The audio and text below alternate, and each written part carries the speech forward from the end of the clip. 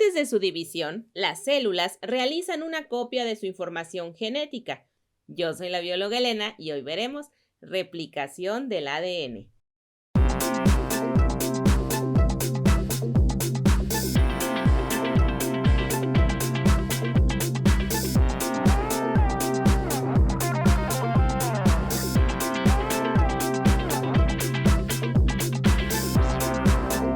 La duplicación o replicación del ADN durante la fase S del ciclo celular es muy importante, pues de esta manera aseguran que las nuevas células posean copias completas y precisas de su información genética. El ADN posee cadenas de nucleótidos que se asocian en una doble hélice.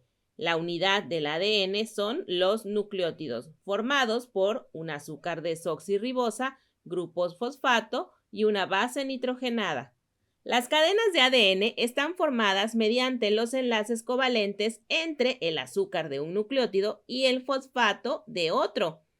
Estas cadenas principales de azúcar-fosfato corren en direcciones opuestas con las bases nitrogenadas ubicadas en el interior de la molécula.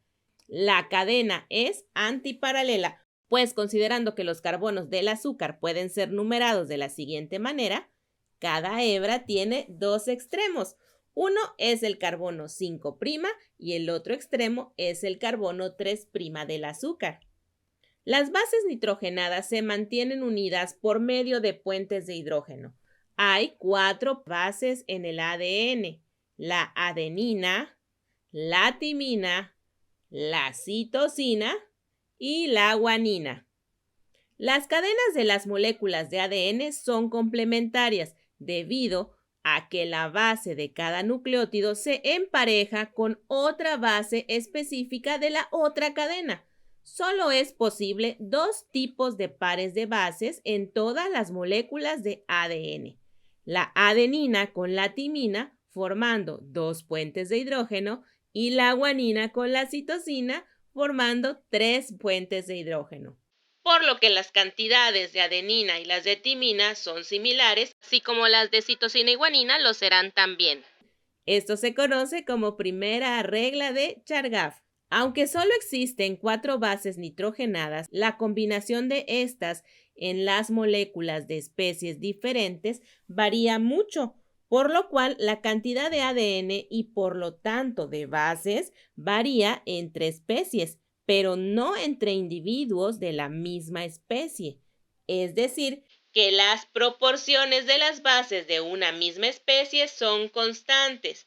Esto se conoce como la segunda regla de Chargaff. La molécula de ADN va a iniciar su replicación, por lo cual las proteínas iniciadoras se unen a la secuencia específica de nucleótidos, llamados origen de replicación, y permiten que otras moléculas se unan, como la ADN topoisomerasa, encargada de desenredar la doble hélice, y la ADN helicasa, enfocada en romper los puentes de hidrógeno para separar la doble hélice. Ya que la ADN helicasa separó las cadenas, la proteína SSB o ligante del ADN monocatenario estabiliza las cadenas y no permite que se vuelvan a unir. La zona de síntesis parece una burbuja. Es por ello que recibe el nombre de burbuja de replicación. Y en los extremos de la burbuja, en donde la helicasa está separando las bases, recibe el nombre de horquilla de replicación.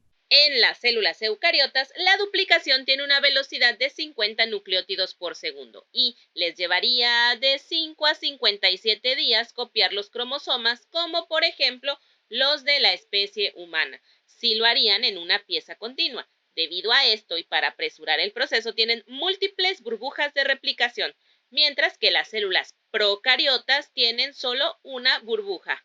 Una vez abierta la doble cadena, las bases nitrogenadas quedan expuestas y la enzima primasa comienza a sintetizar cebadores, también llamados primers. Los cebadores son cadenas cortas de ADN o ARN que sirven de punto de unión para enzimas que sintetizan el ADN. El cebador se une a la cadena en un proceso espontáneo y promovido por los puentes de hidrógeno, denominado hibridación. Las ADN polimerasas se unen a los cebadores hibridados y se inicia la síntesis. La ADN polimerasa se transporta a lo largo de la cadena del ADN y usa las bases expuestas como guía o molde para unir las que formarán la cadena complementaria y sigue las reglas del patrón adenina-timina y guanina-citosina. La unión de dichos nucleótidos proviene de la energía liberada por el rompimiento de 2 de los 3 grupos fosfatos de un nucleótido cuando se une con otro.